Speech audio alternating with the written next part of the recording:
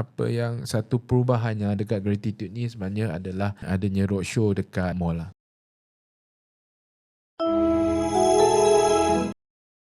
Kenapa time tu nak join Gratitude? Masa tu saya masih di awal career, tengah mencari apa yang sesuai. And then bila jumpa dia tu, dia nampak a pleasant person. Lepas tu dia kenalkan saya kepada industri insurance dengan takaful ni lah. And then bila saya join pun saya rasa selesa lah dengan dia punya mentorship.